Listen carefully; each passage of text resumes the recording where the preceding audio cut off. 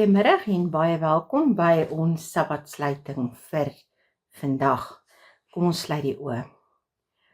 Ons almagtige Hemelse Vader, Here, wat 'n wonderlike dag het ons net nie vandag saam met U deurgebring nie. Maar Here, ons wil graag hê dat U met ons saam met ons deur hierdie voorlesing gaan en laat U ook in ons harte benadruk, dat ons gehoorsaam onbeperk aan U moet wees en dat ons nie sal moedeloos raak nie, maar dat ons sal aanhou bid totdat U 'n antwoord gee, al vat dit ook hoe lank. Here, gaan met ons in hierdie voorlesing en maak ons harte stil en rustig. Amen. Ek doen vir ons weer 'n voorlesing uit een van E.G. White se boeke. Die boek waaruit ek gaan voorlees is die verhaal van die profete en konings. Hoofstuk 12, dit gaan oor Elia, van Jesreel tot by Horeb. Met die dood van die profete van Baal is die weg geopen vir 'n magtige geestelike hervorming onder die 10 stamme van die noordelike koninkryk. Elia het die volk se afvalligheid aan hulle voorgehou en 'n beroep op hulle gedoen om hulle harte te verootmoedig en na die Here toe te draai. Die oordeele van die hemel is uitgevoer, die mense het hulle sondes bely en God van hulle vaders as die lewende God herken. En nou kon die vloek van die hemel onttrek word en die aardse seëninge van die lewe hernie word. Die land sou met reën verkoop word. Toe sê Elia vir Agab, trek op, eet en drink, want hoor die gedruis van die reën.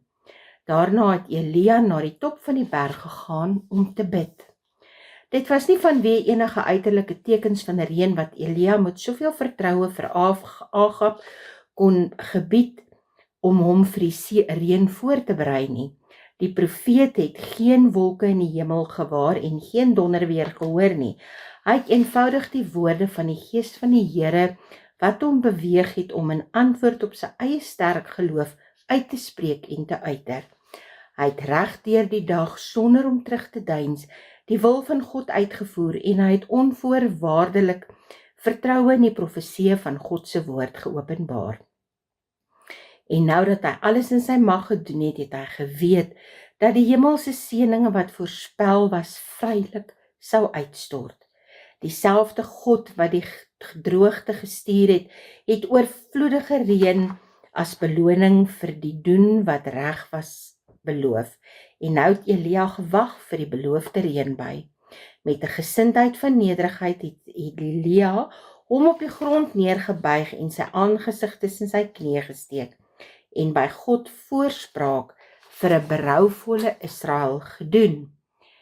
Elia het sy dienaar weer en weer na die uitkykpunt van die Middellandse See gestuur om waar te neem of daar enige sigbare teken was dat God sy gebed verhoor het. Elke keer het die dienaar met dieselfde antwoord teruggekeer, daar is niks nie.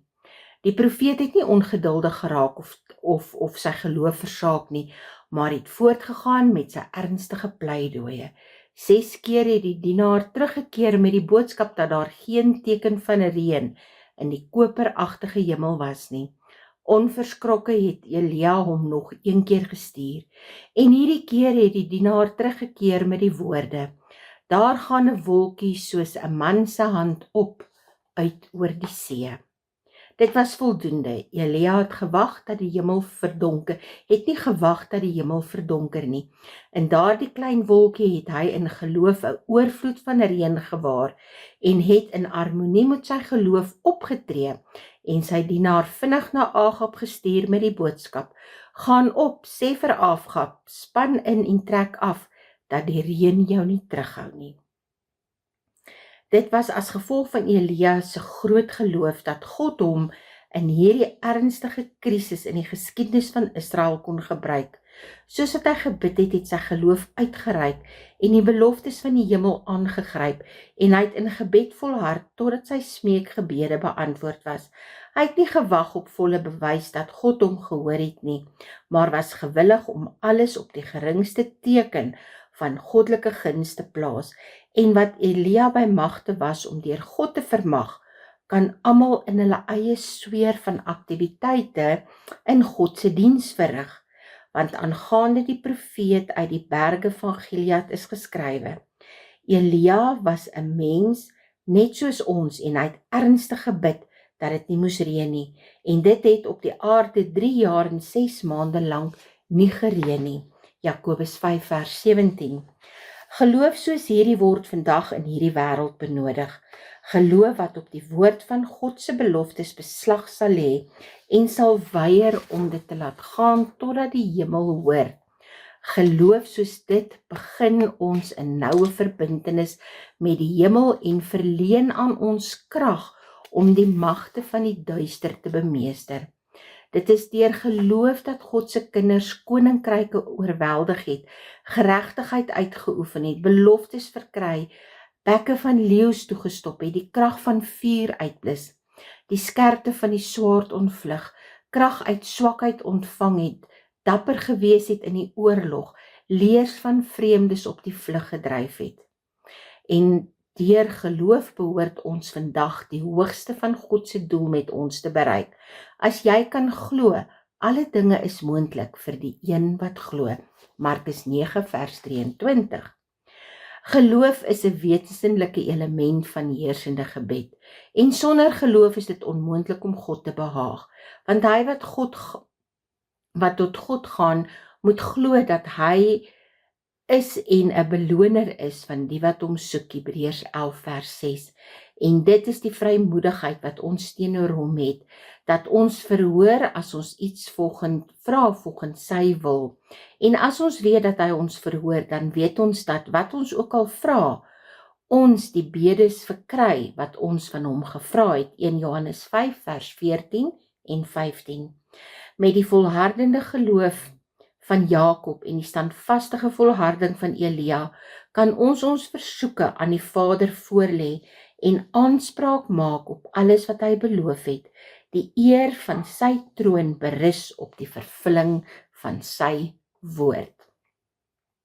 Die skemer het aangebreek toe Agab begin voorberei het om van die berg Karmel na benede te gaan, en 'n oogwind was die hemel swart van wolke en wind en 'n groot reën het gekom, en Agab het op die wa geklim en weggetrek na Jesreel.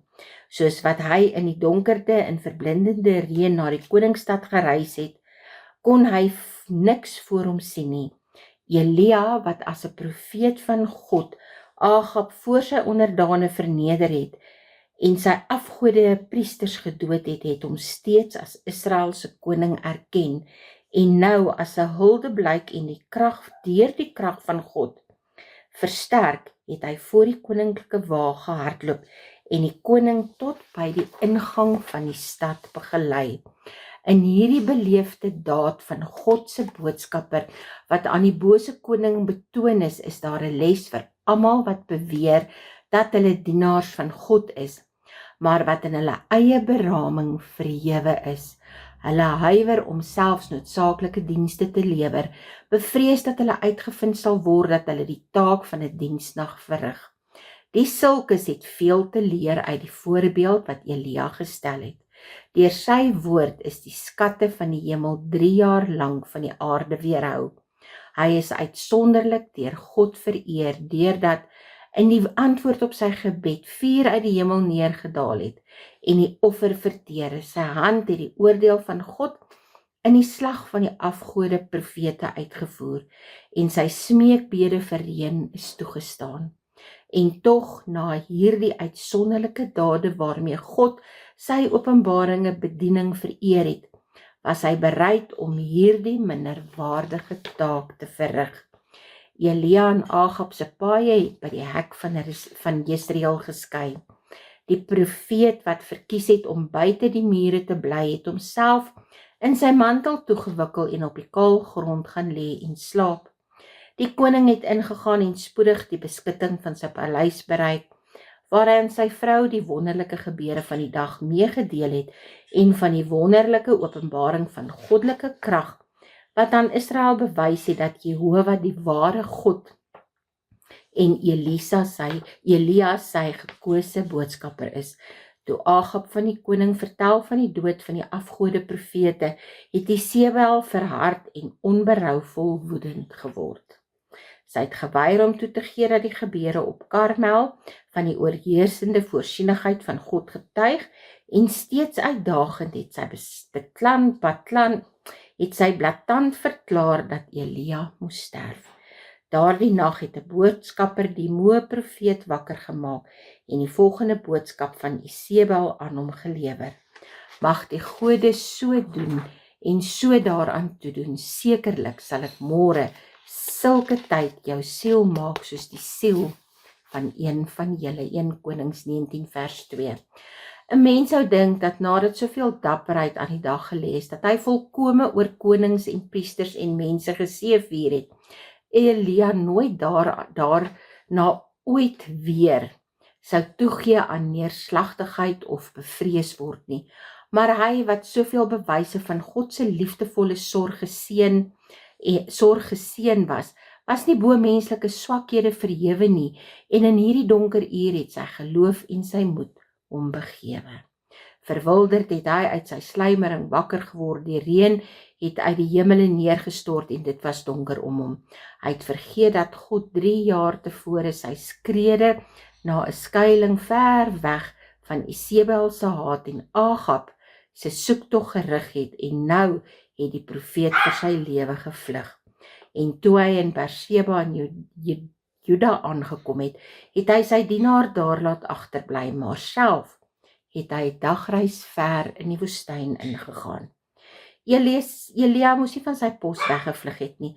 Hy moes Isebel se dreigemente met die beroep op beskerming van die een wat aan hom opdrag gegee het om die eer van Jehova te verdedig beantwoord het.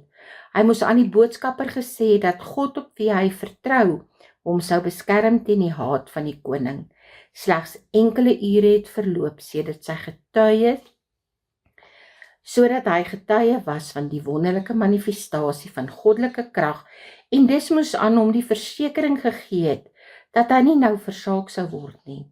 As hy gebly het waar hy was, as God sy toevlug en krag gemaak het en vasgestaan het vir die waarheid, sou hy teen leed beskerm gewees het. Die Here sou aan hom 'n verdere treffende oorwinning besorg het deur sy oordeele oor Isebel te vel, en die indruk wat dit op die koning en die volk sou gemaak het, sou 'n groot hervorming teweeg gebring het. Almal ervaar tye van geweldige teleurstelling en uiterste moedeloosheid. Daar wanneer jou smartporsie is en dit moeilik is om te glo dat God steeds die goedhartige weldoener is van sy aardgebonde kinders. Daar wanneer kwelling die siel treiter totdat die dood verkieslik bo die lewe blyk te staan. Dit is dan wanneer baie hulle houvas op God verloor en onder die slawerny van twyfel en die binding van ongeloof gebring word. Vir diegene wat ontmoedig is daar 'n gewisse geneesmiddel: geloof, gebed en werk.